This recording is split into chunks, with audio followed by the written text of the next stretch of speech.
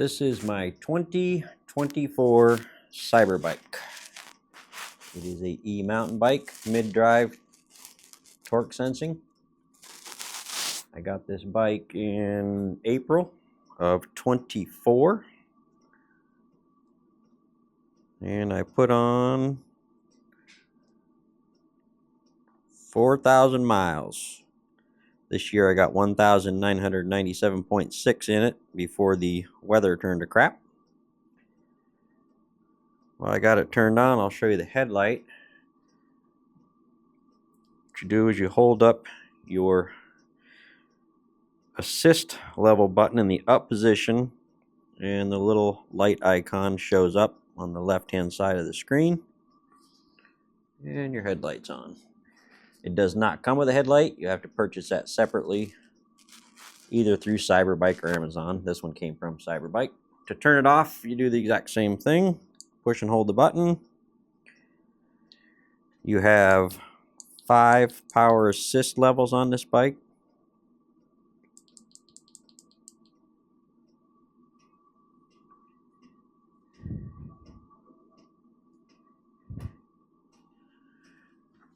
Suspension is adjustable front and rear with air, and you can also adjust the compression and rebound.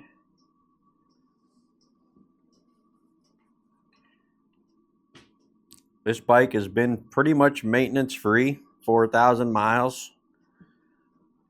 I did replace the cassette and the chain at just a little over 2,000 miles.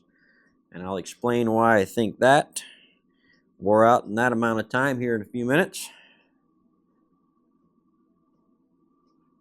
It's been a solid bike. I did change out the seat. I changed out the bars and the riser. You're going to want to adjust these bikes to how you want them to fit you.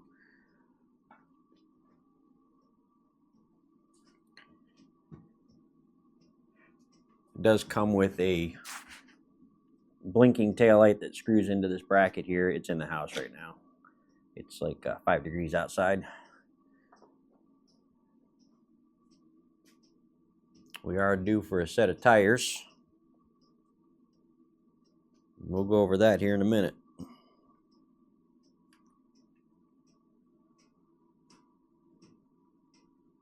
When I first got this bike, first ride, got a front flat tire. And I had some questions on some other stuff, so I called the guy. Cyberbike is based in the United States. I gave him a call and told him my first impressions of the bike and everything, and that I got that flat tire. And he said, "Do you want me to send you out a repair kit for that tire free of charge?" I said, "No, I'll take care of it. It's not a problem." But that's the kind of customer service they have.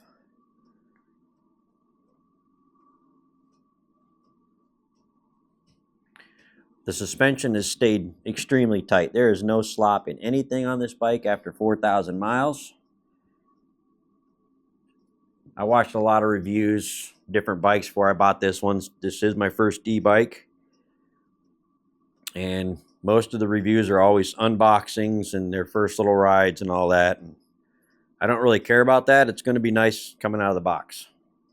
I want to know what it's going to be like down the road. So we'll go over what I think of the bike and how I like the mid-drive.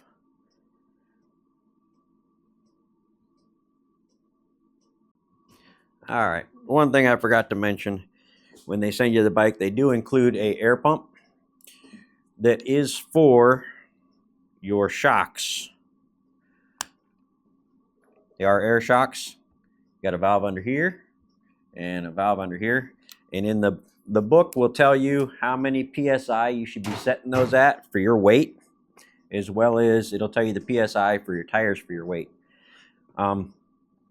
So that pretty much goes over what you're going to get when you get the bike. The thumb throttle is not included. I did purchase that separately.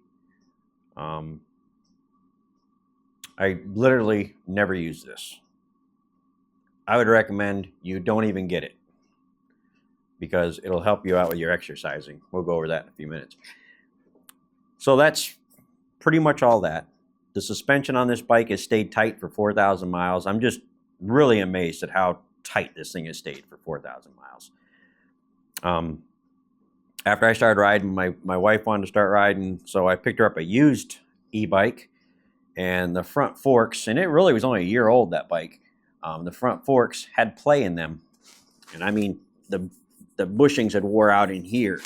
So I had to replace the front end on that bike. But also her bike was a hub drive, and we'll go over that in a second. But this is a mid-drive torque sensing, so the harder you pedal, the more this motor is going to work on the power assist level you have it set at. And it will not go over that. If you got it set on 1, you're only going to get a certain amount of help out of this motor. That's all. So, 2 things with the mid-drive. The power, just like a motorcycle, is going through your chain and your cassettes in your sprocket. So that's a lot of stress on these little itty bitty bicycle chains. So I believe that that is what wore out my cassette and my chain with 2,000 miles. My first year riding this bike, I was using power assist level 2 on straight ground, and it doesn't matter which way you go out of my driveway, you're going up hills, and I'm not talking little hills. So I was using 4 and 5 assists going up these hills. That's a lot of stress through this chain and cassette.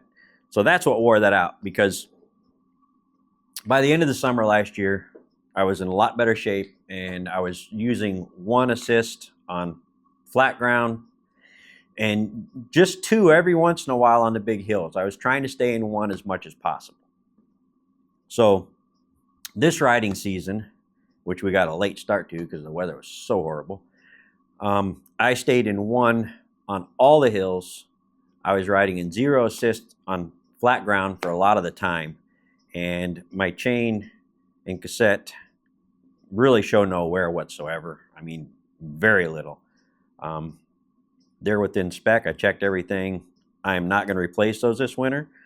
I am going to replace or repack the wheel bearings front and rear. I am going to change tires. I'm going to go with dual sport tires, I think, this time. And when I get those in, I'll do a video of changing the tires out and show you how I repack the wheel bearings. Something to know about the mid-drive, if you've never ridden one, which I hadn't, this was my first e-bike. When you are shifting this bike, it's sort of like a motorcycle or a standard car. You have to ease up on your pedaling when you're doing your shifting, and then slowly start your pedaling back up to complete the shift, because it is driving through this. If you do not do that, it'll still shift, but it makes a lot of noise. It gets angry back there when you're feeding all that power through it. So if you let up a little bit while you're shifting and then get back into your pedaling, it's real smooth. So that's all you really need to know about that. Now we'll go on to why I'm really glad I got a mid-drive. The bike I got from my wife, and it was sort of because of the shifting you have to do on this bike, I wanted the hub drive for her. So the hub drive does work great for shifting. You can shift as hard as you want, as fast as you want. You're not going to get any angry stuff going on back there. But that hub drive, and this wasn't a cheap Amazon bike that we got her. It was a torque sensing hub drive, but the bike, those hub drives, and I've since messed around with some other ones, they seem to have a surge, and I don't care what setting you put them on, they have a surge where they're kind of got a mind of their own for like 5 or 10 feet. So you're just along for the ride. The mid-drive, I have not experienced that whatsoever with this bike. I could be in power assist level 5, go to take off on this thing, and it does not surge. So I don't think you actually get the exercise, because the pedaling feels completely different on the hub drive. I don't think you get the same amount of exercise and cardio out of that. So we did purchase another cyberbike. My wife got the Raptor Pro, and within just a couple of weeks, she got the hang of the shifting. No problems whatsoever with that now. I highly recommend a mid-drive motor. If you're just getting into e-bikes, that's what I would do. That's just me. I watched a lot of videos and I was on the fence, but that's what I ended up going with, and I'm really glad I did. So if somebody's going to ask me, that's what I recommend. Now, as far as exercise, it's going to be up to you how much exercise you get out of your e-bike. Because if you buy one of these and you ride around in highest power assist you have, and you're using your thumb throttle or twist throttle, whatever you got when you buy this thing, you're not going to get any exercise. Now, hey, if that's what you want, just to ride around town, get out and enjoy the fresh air and whatever, that's fine. But don't think you're going to get any exercise out of it, because you're not. It's up to you how much exercise you get out of the bike, and it's your discipline. We went to a bike park, mountain bike park. There was a 4.5 mile easy loop. I rode this bike in zero. It's a 53-pound bike. I rode it 0 assist around that loop. One time, just to do it. The other time I had it in one. A couple of the hills I was using 2 and 3. There were some steeper hills on it. But that's my option. And that leads me to the next point. You're going to ride your e-bike because they're fun. And if you want to ride half your ride in 1 assist and you want to ride the other half in 4 or 5, you can do it. But you're going to ride your bike. You're going to get cardio because they're fun to ride. If you got a regular bike, you're going to get discouraged. I don't want to go ride that bike.